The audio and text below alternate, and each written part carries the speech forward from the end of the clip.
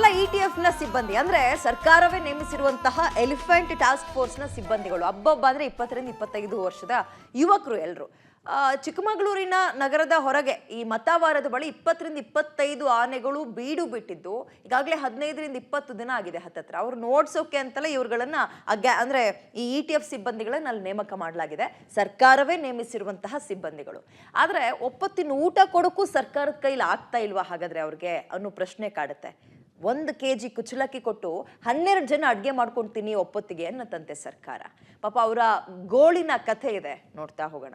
1 kg ಅಕ್ಕಿಯಲ್ಲಿ ಗಂಜಿ ಕುಡಿದು 12 ಜನ ಆನೆ ಓಡಿಸ್ಬೇಕು. ಸಂಬಳವೂ ಇಲ್ಲ, ಊಟವೂ ಇಲ್ಲ, ನೀರು ಇಲ್ಲದೆ ಪರದಾಟ.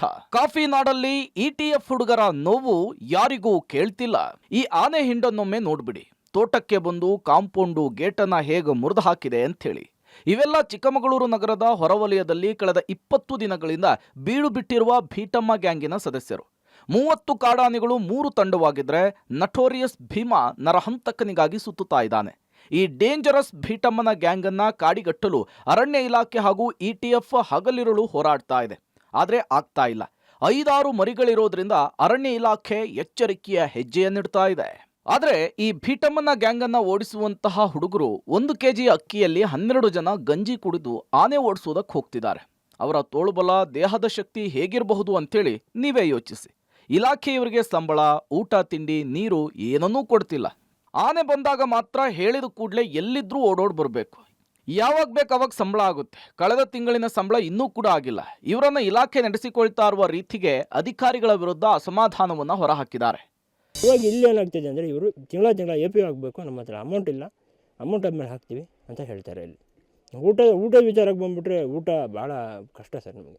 ನಾವು ಎಲ್ಲೆಲ್ಲಿಂದ ನಾವು ಬರ್ತೀವಿ, ಕಾಡಲ್ಲಿ 16 ಕಿಲೋಮೀಟ್ರ್ ನಡೀತೀವಿ, ಸುಸ್ತಾಗಿ ಬಂದಿರ್ತೀವಿ. ಬಟ್ ಕುಡಿಯೋಕ್ಕೆ ನೀರಿಗೂ ಸಮಸ್ಯೆ. ಇವತ್ತು ಇಲ್ಲಿ ಈ ಕಾರ್ಯಾಚರಣೆಯಲ್ಲಿ ನಡೆಸ್ತಾ ಇರ್ಬೇಕಾದ್ರೆ ಇಲ್ಲಿಂದ ನಾವು ಟೌನಿಂದ ನೀರು ತಂದ್ಕೊಂಡು ನಾವು ಇಲ್ಲಿ ಏನು ಅಡುಗೆ ಮಾಡ್ಕೊಂಡು ಇವತ್ತು ಈ ಕಾರ್ಯಾಚರಣೆಯಲ್ಲಿ ಒಂದು 12 ಜನ ಡ್ಯೂಟಿ ಮಾಡ್ತಾಯಿದ್ದೀವಿ ಈಗ. ಬಟ್ 12 ಜನಕ್ಕೂ ಬರೀ 1 kg ಕುಚ್ಚಲಕ್ಕಿಯನ್ನು ತಂದು ಅಡುಗೆ ಮಾಡ್ಕೊಂಡಿದ್ದೀವಿ. ಭೀಟಮ್ಮ ಗ್ಯಾಂಗ್ ಕಾರ್ಯಾಚರಣೆಯಲ್ಲಿ ಭಾಗಿಯಾಗಲ್ಲ. ಅರಣ್ಯ ಇಲಾಖೆಗೆ ETF ಹುಡುಗರಿಂದ ಎಚ್ಚರಿಕೆ. ಇಲಾಖೆಯ ವಿರುದ್ಧ ಅಸಮಾಧಾನ ಹೊರಹಾಕ್ತಾ ಇರುವ ಸಿಬ್ಬಂದಿಗಳು ನಾಳೆಯಿಂದ ಆನೆ ಓಡಿಸುವ ಕೆಲಸವನ್ನು ನಿಲ್ಲಿಸಲು ಚಿಂತಿಸಿದ್ದಾರೆ. ಪ್ರತಿ ತಿಂಗಳು ಸಂಬಳ ಆಗ್ತಾ ಇಲ್ಲ, ಯಾವಾಗಲೂ ಹಾಕ್ತಾರೆ. ಆನೆ ಓಡಿಸ್ಕೊಂಡು 16 ಕಿಲೋಮೀಟರ್ ಕಾಡಿನಲ್ಲಿ ಜೀವ ಭಯವನ್ನು ಬಿಟ್ಟು ಓಡಾಡ್ತೀವಿ. ಊಟ, ತಿಂಡಿ, ನೀರು ಏನೂ ಸಿಗ್ತಾ ಇಲ್ಲ. ಕಾಡಿನಲ್ಲಿ ಹೋಗಿ ನಾವೇನು ತಿನ್ನೋದು? ನೀರು ಕೂಡ ಸಿಗ್ತಾ ಇಲ್ಲ. ನಾವೇ ತೆಗೆದುಕೊಂಡು ಹೋಗಬೇಕು. ಕಾಡಿನಲ್ಲಿ ಅಡಿಗೆ ಮಾಡಿಕೊಳ್ಳಲು ಕೂಡ ಆಗುತ್ತಾ? ನಾವು ವೈಲ್ಡ್ ಲೈಫ್ ಅಂತ ಹೇಳಿ ತುಂಬ ಆಸೆಯನ್ನ ಪಟ್ಟು ಕೆಲಸಕ್ಕೆ ಬಂದ್ವಿ. ಆದರೆ ಇಲ್ಲಿ ಏನೂ ಇಲ್ಲ. ಜೀವ ಭಯ ಬಿಟ್ಟು ಕೆಲಸ ಮಾಡ್ತೀವಿ, ದುಡಿಯೋದೇ ಊಟ ಮಾಡೋದಕ್ಕೆ. ಆದರೆ ಊಟವೇ ಇರಲಿಲ್ಲ ಅಂದರೆ ಕೆಲಸ ಎತ್ತಕ್ಕೆ ಅಂಥೇಳಿ ಪ್ರಶ್ನೆ ಮಾಡ್ತಿದ್ದಾರೆ. ತಿಂಗಳದ್ದಾಗಿಲ್ಲ ಸರ್, ಇದು ಈ ತಿಂಗಳ ಸಮಸ್ಯೆ ಅಲ್ಲ, ಪ್ರತಿ ತಿಂಗಳಂದು ಇದೇ ಸಮಸ್ಯೆ. ನಾವೇನು ಸರ್ ಈಗ 27ನೇ ತಾರೀಕು 25ನೇ ತಾರೀಕು ಹಾಕಿ ನಾವು ಮುಂಚಿತವಾಗಿ ಹಾಕಿ ಅಂತ ನಾವು ಕೇಳಲ್ಲ. ತಿಂಗಳಾದಮೇಲೆ 5ನೇ ತಾರೀಕು ಆದ ನಂತರ 5ನೇ ತಾರೀಕು ನಾವು ಕೇಳೋದು ರೇರ್. 10ನೇ ತಾರೀಕಿಗೆ ಕೇಳೋದು ಸ್ಯಾಲ್ರಿ ಏನು ಅಂತ. ಗೌರ್ಮೆಂಟಿಂದ ಅಲರ್ಟ್ ಆಗಿಲ್ಲ ಅಂತಾರೆ. ಆನೆ ಬಂದ ತಕ್ಷಣ ರಾತ್ರಿ ನನ್ನ 11 ಗಂಟೆಗೆ ಹೇಳಿದ್ದಾರೆ.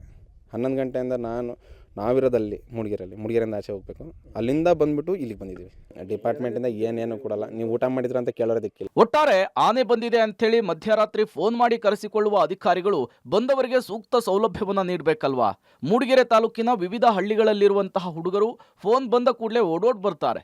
ಹಗಲು ರಾತ್ರಿ ಎನ್ನದೆ ಅರಣ್ಯದಲ್ಲಿ ಆನೆಯನ್ನು ಓಡಿಸುವುದಕ್ಕೆ ಹೋಗ್ತಾರೆ. ಆದರೆ ಇಲಾಖೆ ನಮ್ಮನ್ನು ಅತ್ಯಂತ ನಿಕೃಷ್ಟವಾಗಿ ನೋಡಿಕೊಳ್ತಾ ಇದೆ ಅಂಥೇಳಿ ಸರ್ಕಾರದ ವಿರುದ್ಧ ಅಸಮಾಧಾನ ಹೊರಹಾಕಿದ್ದಾರೆ. ಅರಣ್ಯ ಇಲಾಖೆ ಮುಂದೇನು ಮಾಡುತ್ತೋ ಕಾದ್ ನೋಡ್ಬೇಕಿದೆ. Narayanagowda, public TV, Chikkamagaluru.